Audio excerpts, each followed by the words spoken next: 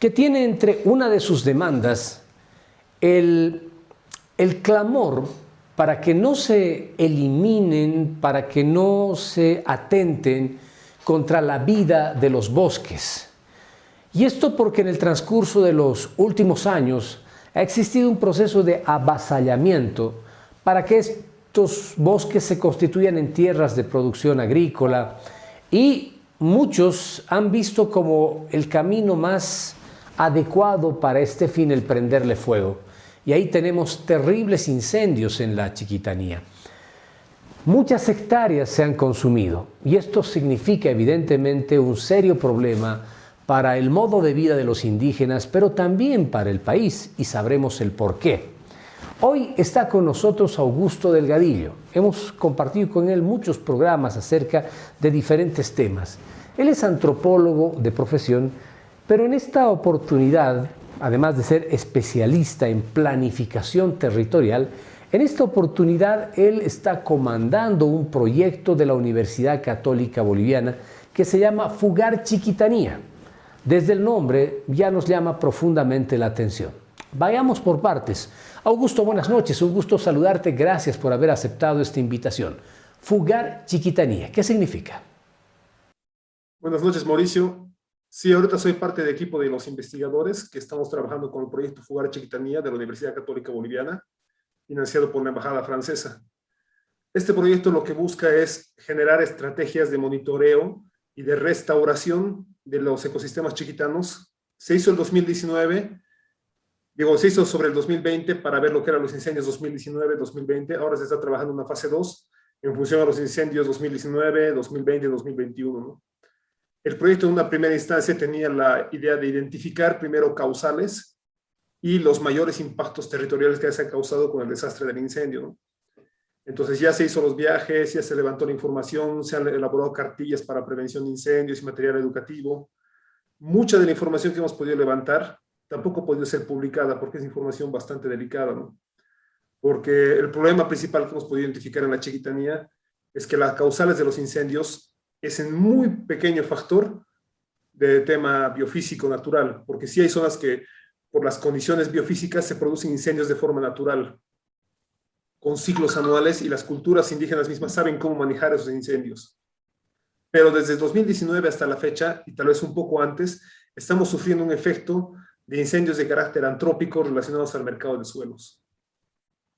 Son incendios que cuando hemos ido trabajando la parte cartográfica, van en línea a áreas más vulnerables y en líneas de expansión de usos agropecuarios o de expansión de zonas de colonizaje.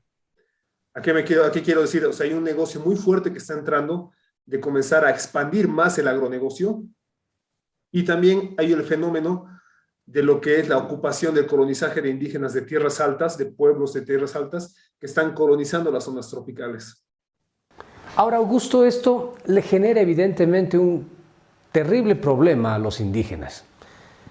Tú nos vas a enumerar cuáles son las situaciones que ellos deben afrontar a consecuencia precisamente de los incendios. Pero también me gustaría saber cuál es el impacto de un incendio en el ecosistema, cuál es el impacto de un incendio en la flora y la fauna de nuestro país ahí en la Chiquitanía. Claro, o sea, hay muchos informes sobre los incendios, pero los informes cartográficos te muestran que en 2019 teníamos más de 5 millones de hectáreas quemadas. 2020 más de 4 millones de hectáreas quemadas. Hasta la fecha ya tenemos casi 2 millones de hectáreas quemadas. Entonces el impacto es altísimo porque está quebrando corredores ecológicos en los que muchas especies podían sobrevivir y reproducirse a través de esos corredores ecológicos, de esa conexión de diferentes ecosistemas de la Chiquitanía, porque no es un solo ecosistema, son varios ecosistemas en la Chiquitanía.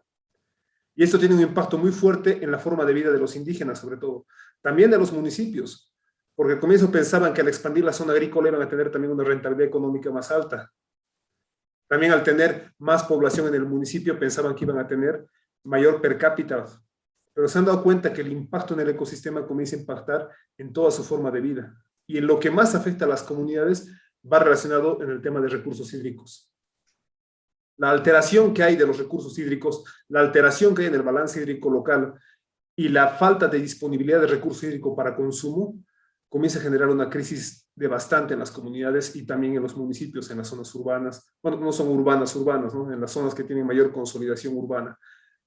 Es importante por eso comprender que el incendio, como impacto en el ecosistema, elimina un montón de la flora y la fauna, de forma que ya no es capaz de recuperarse. Este proyecto busca estrategias para restauración, pero también es consciente que muchos de los impactos ya no se van a poder restaurar. El proyecto ha buscado trabajar por áreas pilotos pequeños, porque también es poco financiamiento, poco tiempo, pero lo principal es socializar y hacer comprender a toda la población que el impacto de estos incendios en gran magnitud no se va a poder recuperar y va a haber un cambio de suelo muy fuerte. Todos van a comenzar a entrar al agronegocio. Muchos de los grupos de colonos tienen ya como una experticia por la praxis en lo que es generar mercados de suelo. Van ocupando terrenos y no es que lo van volviendo su casa, lo van poco a poco creando pequeñas zonas de expansión agrícola. Van inflando esos terrenos y luego van vendiendo. Entonces el cambio de uso de suelo es determinante, sobre todo cuando son ecosistemas vulnerables. Uno piensa que hay tierra, que hay vegetación y que es una zona fértil, pero no ha valorado que pueden ser tierras que su fertilidad depende de su ecosistema. No es que son tierras de alta fertilidad, sino que el ecosistema, a través de su producción de materia orgánica y de otros factores biofísicos, generan ese tipo de fertilidad, pero que no son suelos óptimos para la expansión del área agrícola. Y que no se puede expandir el área agrícola a cualquier lado y de forma tan masiva, sobre todo para lo que son monocultivos, que van a ir poco a poco alterando de tal forma el ecosistema que no solo va a afectar la región, comienza a afectar otras regiones que tienen una codependencia. Los ecosistemas funcionan por una sinergia, por una codependencia, una simbiosis. Y si uno va afectando un ecosistema, dañando otro ecosistema, los daños comienzan a ver. Y se ha visto este año, las olas de calor, las alteraciones en el clima. Vamos a seguir con este proceso. Ya en toda Bolivia tenemos procesos de alteración de ecosistemas críticos. En el trópico de Cochabamba hemos visto que la expansión urbana, tan desordenada y tan precaria, está causando impactos muy fuertes en todo el ecosistema del Parque Tunari, porque comienza a alterar el clima, comienza a alterar el balance hídrico. Pero lo de la Chiquitanía no está suelto, va junto con los mismos conflictos de incendio que van desde la Amazonía del Brasil.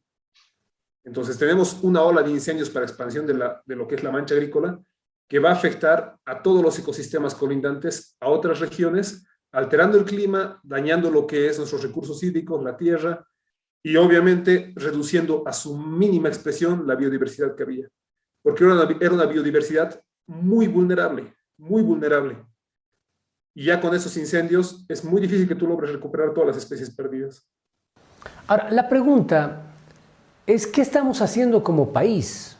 ¿Qué está haciendo el gobierno frente a este tema que tiene una incidencia en estos cambios que usted ha descrito?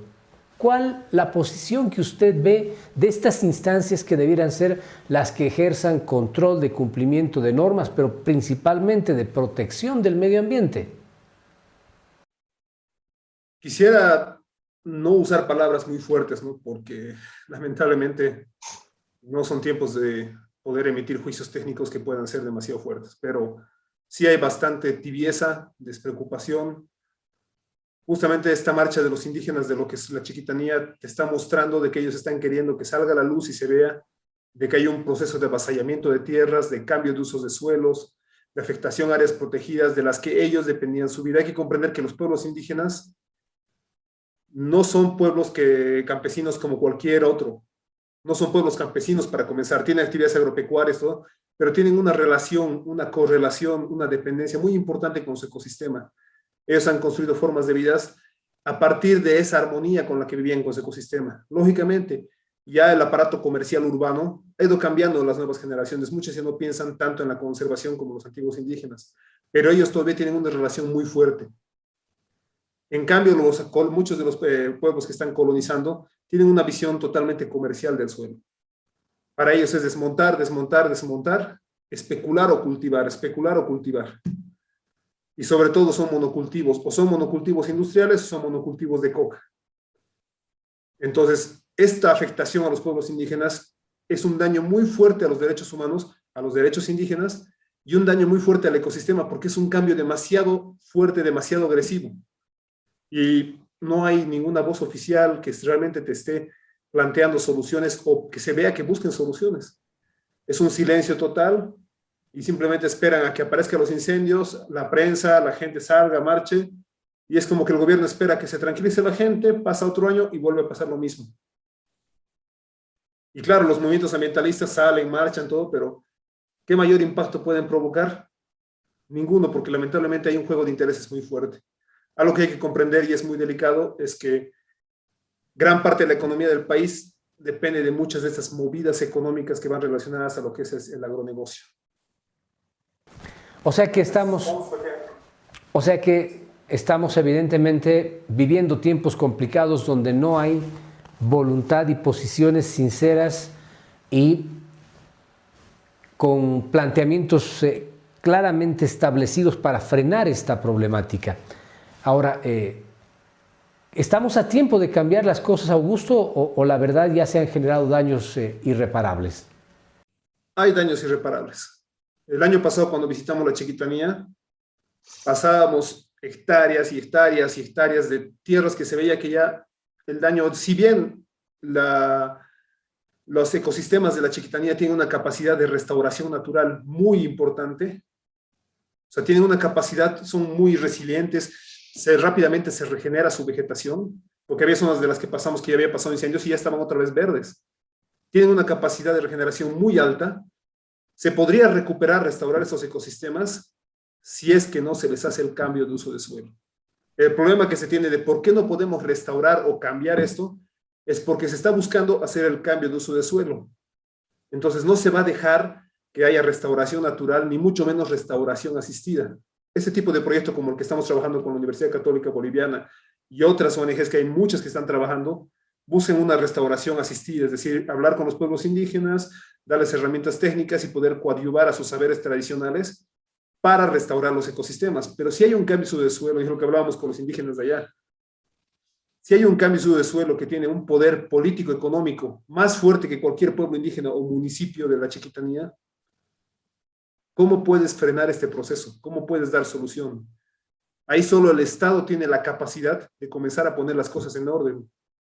Pero lamentablemente parecería que el Estado también está metido en todo esto, porque no hay ninguna posición, no hay ningún trabajo de poder poner las cosas en orden, de poder plantear herramientas técnicas y normativas. ¿Por qué necesitas herramientas técnicas y normativas? Para controlar los avasallamientos de tierra, para controlar la expansión del agronegocio. Cuando nosotros hemos hecho los estudios en base a imágenes satelitales, es sorprendente el impacto del agronegocio. Sorprendente la transformación de los ecosistemas, tanto de megaempresarios, tanto como menonitas, tanto de colonos. O sea, no es un sector, son varios sectores de bastante poder económico o político que están devastando la Amazonía y la Chiquitanía. Y es un proceso que cada vez no tiene un patrón regular, cada vez se vuelve más agresivo, más acelerado, porque lógicamente hay mucho interés económico de por medio.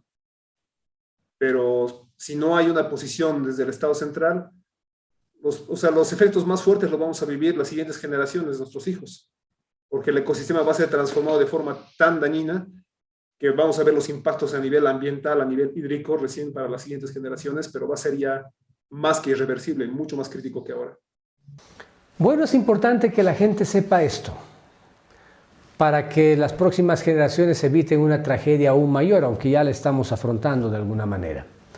Ha sido muy claro, Augusto, en todo lo que nos has planteado, en esta investigación que están realizando. Ojalá que nuestras autoridades se pongan realmente esa camiseta de cuidado del medio ambiente para evitar que este problema siga agudizándose. Mientras, esa es la realidad que tenemos en el país.